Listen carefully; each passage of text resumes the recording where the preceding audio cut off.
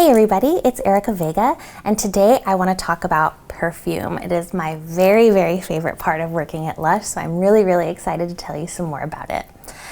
Perfume is something very special to us. We really view it more of an art form. So we like to say that perfume is art for the nose. So just like painting is art for the eyes or music is art for the ears, we believe that creating perfumes is a complete artistic expression that's regardless of trends or celebrities or commercials or anything like that. Our head perfumers are Mark Constantine, who is one of our founders of Lush, and his son, Simon Constantine.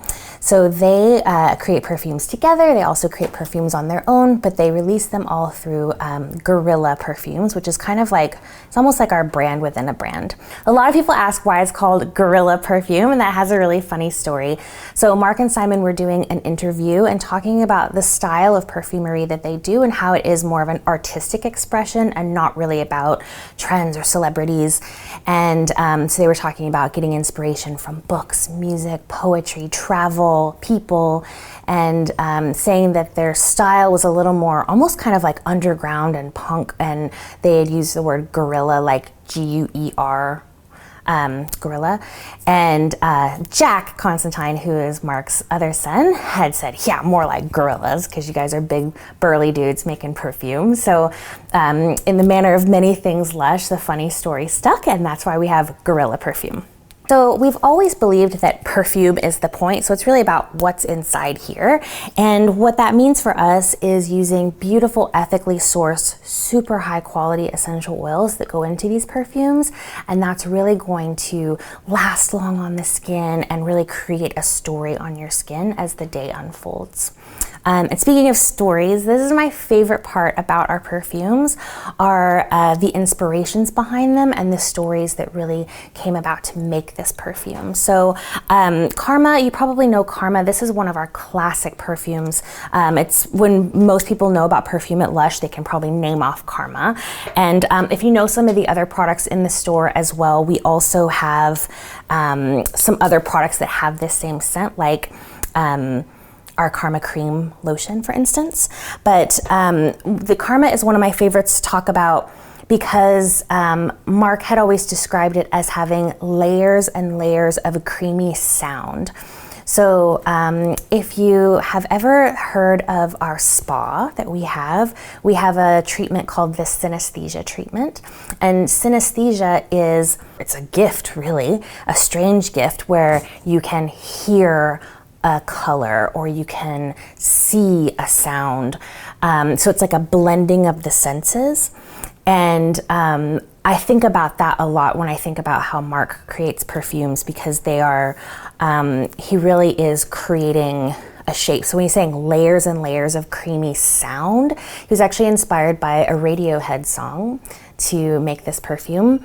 And when he's talking about layers of sound, you can really smell, it's almost kind of like walking through like a bohemian market in like the 70s or 60s. So you're smelling like an incensey note in there. You're smelling like almost like fresh cut oranges. There's some patchouli in there. So it really is just like you're having this walk through and kind of like almost like down Portobello Road.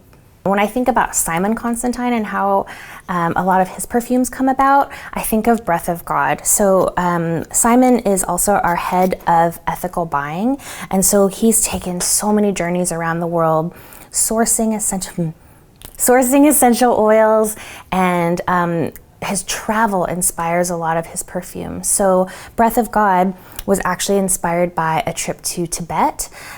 He was smelling just like the crisp air on the mountaintops and seeing those wispy clouds going by. And he created a perfume called Inhale, which is really light and airy and almost has a little bit of melon scent in there. And then going into the temples, he was smelling that incense wafting through and created this really like smoky, deep perfume called Exhale. because he was saying that the incense is almost like a breath of God going through the temples. And so he had inhale and exhale, so these two different perspectives on that time in Tibet, and then poured them together, and that is where we get breath of God. So it is inhale and exhale together. So I just think that's such a cool story and really indicative of how travel can be a big inspiration for perfume. And while I am talking about breath of God, I did also just want to show you some of the other ways that you can get perfume at Lush. So we have the perfume sprays, which look like that. And then we do also have, in the shops, you can also get a solid perfume. So these are just a really simple way to be like travel friendly. You could just like throw in your bag. I also like these to like, I actually put like a little bit in my hair sometimes. So they're just made with this really lovely buttery base, and you can just like melt a little bit down and put it on. And if you can even, sometimes I even just go like that to put it on. But this is just a really easy way to top up throughout the day, or maybe if you're traveling and you just want to keep something really easy, this is a good way to do it. And we also have another cool thing. If you've been in the shop, have you seen these or curious about what they are? This is a wash card. So this is a really great way to sample perfume, or if you know somebody that is excited about perfume and loves perfume, this is a great way, like if you were to get a whole bunch of different ones, a really great way to sample perfumes and have like a little taster set of all of them. Don't taste them though. But funny I said that, because you'll never guess what these are made out of. It almost looks like a fruit roll-up, and that is because it is made from apples. So it is a fruit roll-up. So it is basically an apple pulp that is spread out and then perfumed, and then once it's dehydrated, you cut it up. It's got a little bit of shower gel base in it. So what you do with it is you actually just tear a little bit off and wash your hands with it. So it's like a little leaf of soap made of dehydrated shower gel and apple pulp, and beautifully perfumed. We also have a new one in the store called Amelie Mae. And when we come out with perfumes, a lot of times, or historically, we have put them out as a volume. Imagine when I was talking back about perfume being art for the nose and music being art for the ear, you usually get music in an album, or a volume of music. So our perfumes often do come out like that, like a big burst of creativity where we're getting like 12, 13 perfumes all at once. Recently in October of 2007, we brought volume 4 to North America. So that may, for those of you who may have seen it in Chicago or Dallas, we actually had a gallery set up there where you could go through and experience them kind of in like an interactive art gallery experience. But Amelie Mae was by far, when we were there, it was definitely one of the biggest hits while we were there. So if you know some of the older, more classic perfumes that we've had Imogen Rose. Simon named Imogen Rose after his daughter, Imogen Rose. And it's a very young, kind of like sprint through the garden, very rosy, light and fresh, almost a little bit baby powdery. So it's rose, but it's not your grandma's rose. It's a really young one. He has another daughter named Amelie Mae. And he actually asked her, what would you want your perfume to smell like? And she said, I want it to smell like lavender and roses and crayons and raspberries. And she even wrote out the list. And so he took that list into the lab and made a perfume that would make Amelie Mae proud. So it does have like that same really young, happy, fresh. It's a little fruity, it's soft. It's just like instantly likable. And like I said, it's been a big hit. So if you're still with me, I wanted to take you kind of down the rabbit hole a little bit and show you some of the perfumes that you can only get online right now, and just tell you a little bit more about those, because right now you can probably only see them, but you can't really like smell them or experience them yet. So I'm gonna try to experience them vicariously for you. So Furs is one that I would like to talk about right now. This was part of our volume 2. And what that was, there was a lot of perfumes there that were inspired by landscapes in England. It started off actually with Stonehenge, And so Simon took a trip there for his birthday and was really inspired by that.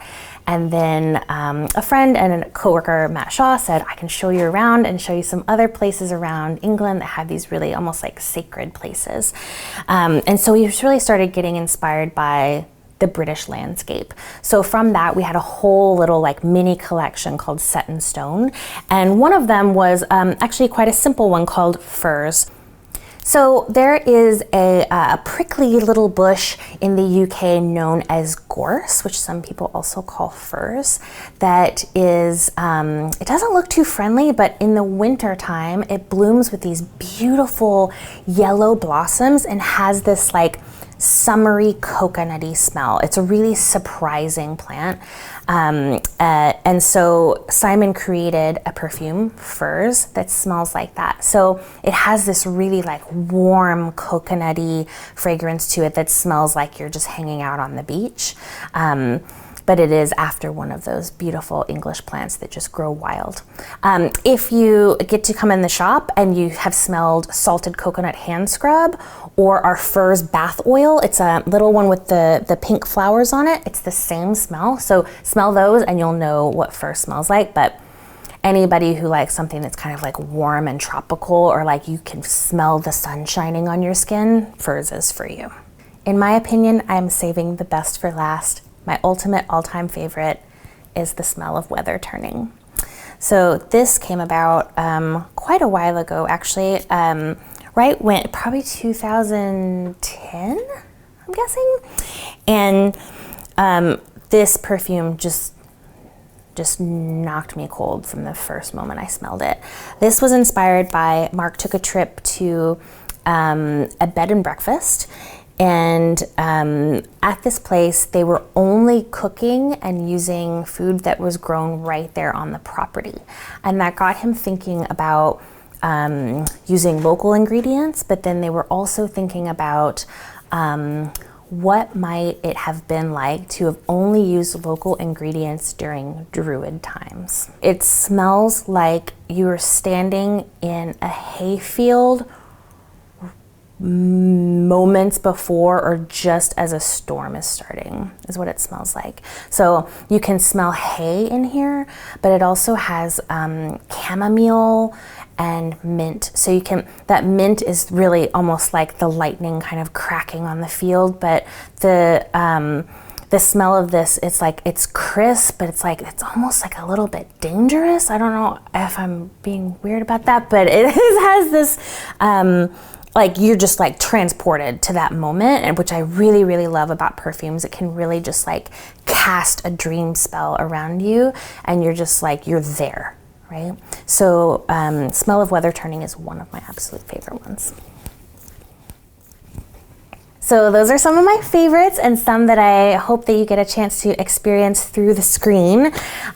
We do have a really great collection in the shops, and someone can come and talk to you about them, and you can smell everything and try some things on. And then we do also have a more kind of like an exclusive collection online. So you can read about those and get a little hint of what they smell like by reading. But I'm really excited for you to try them. Some people just use one and find like their signature perfume, and some people have like a wardrobe that they just change every day, like me. But I hope that perfume finds its way into your life because it's really changed mine. Thank you.